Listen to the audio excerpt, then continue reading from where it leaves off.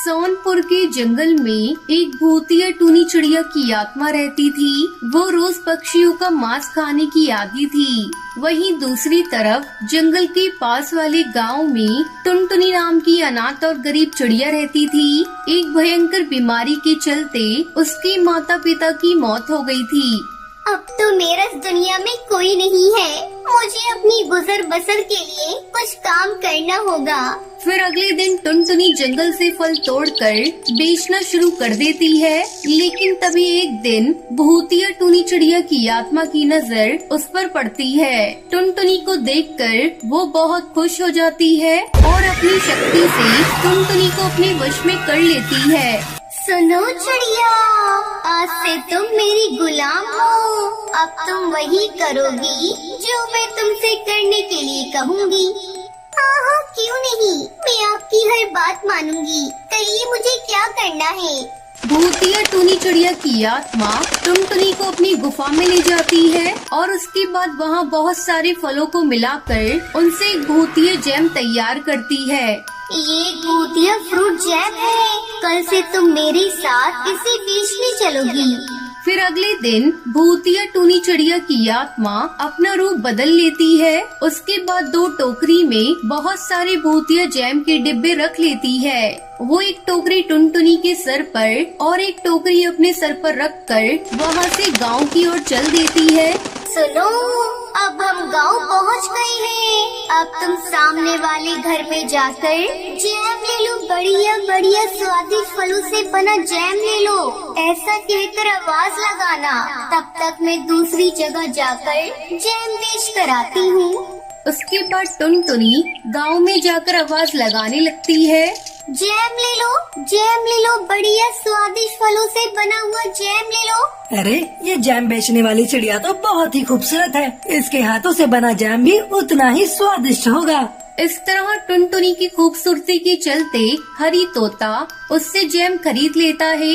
फिर धीरे धीरे गांव के बहुत सारे पक्षी टुनटुनी की खूबसूरती पर मोहित होकर उससे जैम खरीद लेते हैं। दूसरी तरफ भूतिया चिड़िया भी अपनी टोकरी में रखे सारे जैम बेच देती है। फिर वो टुनटुनी को लेकर अपनी गुफा में लौट जाती है। उधर भूतिया चिड़िया का बनाया हुआ भूतिया जैम खाते ही सभी पक्षियों की आंखों का रंग बदल जाता है और वो लोग चलते चलते गुफा में आ जाते हैं।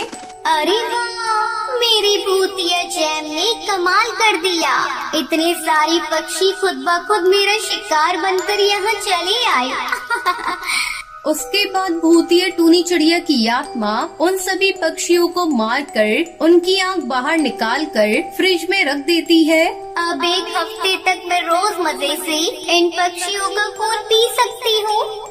दूसरी तरफ बहुत सारे पक्षियों के लापता हो जाने की वजह से गांव के सभी पक्षी परेशान हो जाते हैं। उधर भूतिया टूनी चिड़िया की आत्मा टुनटुनी की मदद से जैम बेचकर बहुत सारे पक्षियों को मारकर उनकी आंख बाहर निकाल लेती है। फिर एक दिन टुनटुनी भूतिया जैम बेचने रामपुर नाम के गाँव में पहुँच जाती है। उस गाँव में एक जादूगर रहता था। टुनटुनी उस जादूगर के घर के सामने जाकर आवाज लगाती है। जैम ले लो, जैम। स्वादिष्ट फलों से बना हुआ जैम ले लो। टुनटुनी को देखकर जादूगर समझ जाता है कि किसी ने टुनटुनी पर काला जादू करके उसे वश में किया है। तभी वो अपने जादू से उसका काला जादू ताड़ देता है।